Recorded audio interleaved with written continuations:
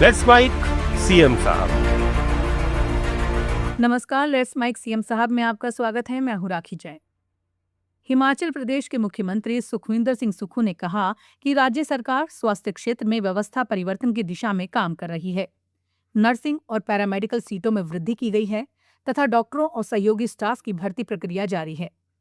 मुख्यमंत्री ने बताया कि अस्पतालों में पुरानी मशीनों को बदलकर अत्याधुनिक उपकरण लगाए जा रहे हैं और हाल ही में 3 टेस्ला MRI मशीन स्थापित की गई है। उन्होंने डॉक्टरों और मरीजों से सुझाव देने की अपील की ताकि स्वास्थ्य सेवाओं को और सुदृढ़ बनाया जा सके। तो हमने सोचा और हेल्थ सेक्टर में हम बहुत ज्यादा व्यवस्था परिवर्तन करने में लगे। आपने देखा होगा नर्सेस की सीट्स को हम इंक्रीज कर रहे हैं। पैरामेडिकल में जो हमारे एनेस्थीसिया के थे या रेडियोग्राफर्स थे, इन सब चीजों का ओटी के हमने 18-20 से बढ़ाकर 50-50 सीट्स कर दिया है।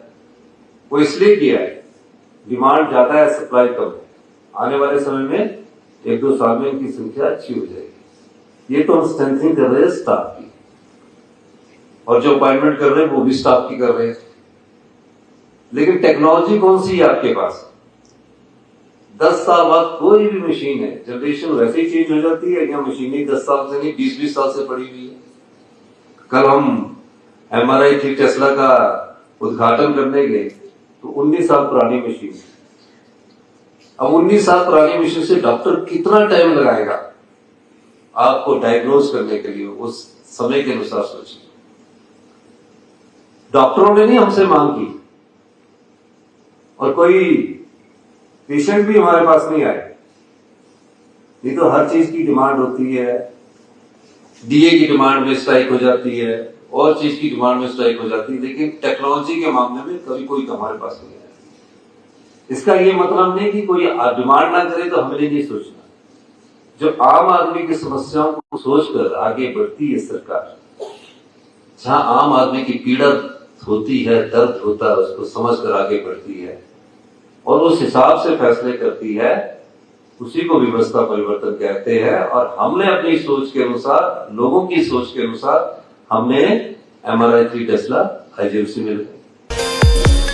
राजस्थान के मुख्यमंत्री भजनलाल शर्मा ने अजमेर के कायड़ विश्राम स्थली में आयोजित कार्यक्रम में प्रधानमंत्री नरेंद्र मोदी द्वारा विभिन्न विकास परियोजनाओं के लोकार्पण, शिलान्यास और शुभारंभ समारोह को संबोधित किया। मुख्यमंत्री ने कहा, प्रधानमंत्री के नेतृत्व में किसानों के सम्मान और सशक्तिकरण की दिशा में ऐतिहासिक काम हुए हैं। उन्होंने बताया कि प्रधानमंत्री किसान सम्मान निधि योजना के तहत किसानों को सालाना 6,000 दिए जाते हैं, जिसमें राज्य सरकार ने 3,000 जोड़कर प्रदेश के अन्नदाताओं को कुल 9,000 प्रतिवर्ष प्रदान किए हैं। माननीय प्रधानमंत्री जी, किसानों का आप हमेशा हित में बात करते हैं। माननीय प्रधानमंत्री जी, आप इस पावन मंच से मैं गर्व के साथ कहना चाहूंगा कि आपके नेतृत्व में किसानों का सम्मान, उनके सशक्तिकरण की दिशा में ऐतिहासिक कार्य हुए हैं। आपके द्वारा PM किसान सम्मान निधि के अंतर्गत किसानों को 6,000 रुपए सालाना दिया जाता है। हमारी सरकार में उसमें 3,000 रुपए जोड़कर प्रदेश के अन्नदाताओं को कुल 9,000 रुपए सालाना देने का काम कर रही है।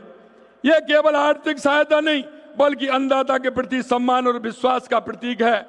हमारी सरकार ने कृषि को सर्वोच्च प्राथमिकता देते हुए वर्ष 26-27 के राज्य के कृषि बजट में 1,19,408 करोड़ रुपए का प्रावधान किया है, जो राज्य की GSDP का 5.55% है। दिल्ली की मुख्यमंत्री रेखा गुप्ता ने पूर्व मुख्यमंत्री अरविंद केजरीवाल पर निशाना साधते हुए कहा कि कथित शराब घोटाले मामले में निचली अदालत का फैसला अंतिम नहीं है, बल्कि ये कानूनी प्रक्रिया का एक हिस्सा भर है। मुख्यमंत्री ने आरोप लगाया कि केजरीवाल और उनकी पार्टी इस फैसले को क्लीन चिट बताकर जनता को गुमराह कर रही है। उन्होंने कहा कि न्यायिक प्रक्रिया आगे बढ़ेगी, उच्च अदालतें साक्ष्यों की दोबारा जांच करेंगी और सत्य सामने आएगा। देखिए, मैं ये कहना चाहती हूँ कि ये अभी लोअर कोर्ट का डिसीजन या उनकी सेइंग्स हो सकती है, और हम सब जानते हैं कि जब ये सारा मामला उठा था तो किस तरीके से सबूतों के साथ उन्होंने छेड़छाड़ करी। 150 मोबाइल जो है उन्होंने खत्म करने की कोशिश की, सारा उसका डाटा उड़ा दिया गया। अगर वो सही थे आज जितने घड़ियाली आंसू वो दिखा रहे हैं, ईमानदारी की, कट्टर ईमानदारी की बातें कर रहे हैं, तो मैं उनसे कुछ प्रश्न पूछना चाहती हूँ। अगर वो सही थे तो क्यों जैसे ही जांच शुरू हुई तो उन्होंने अपनी ये लीकर पॉलिसी को विड्रॉ कर लिया, तुरंत वापस किया? अगर वो सही थे तो ऐसा क्यों किया गया? अगर वो ये कह सकते हैं कि एक के साथ एक दारू की बोतल देना दिल्ली के लिए सही था क्या वो ये कह सकते हैं कि जिस तरीके से उन्होंने इस पूरे सेक्टर को प्राइवेटाइज करने की दिशा में काम किया और जो आपका ट्रेडर था उसको आपने, उसका जो कमीशन था 5% से उसको 12% कर दिया, उसका मुनाफा बढ़ाया, उस मुनाफे में आपकी शेयरिंग ऐसा पूरी तरीके से दिखाई देती थी, क्या वो गलत है? उच्च न्यायालय ने भी, सर्वोच्च न्यायालय ने भी समय समय पे अपनी टिप्पणी करके इस पे चिंता जताई। आज आप बड़े हुंकार भर रहे हैं कि हम तो ईमानदार थे। अरे ये सारी की सारी चीजें, एक चीज नहीं है, 20 चीजों में आपने दिल्ली की जनता के साथ बेईमानी की। क्या आपने शीश महल में दिल्ली की जनता के साथ बेईमानी नहीं करी? क्या आपने स्कूल घोटाले में दिल्ली की जनता के साथ बेईमानी नहीं करी? आपने कौन सी जगह छोड़ी? क्या काम आपने छोड़ा? आप जिस ईमानदारी की बातें कर रहे हैं, आज भी आप नौटंकी कर रहे हैं। दिल्ली का शीश महल छोड़ के आप पंजाब के शीश महल में जाके रह रहे हैं।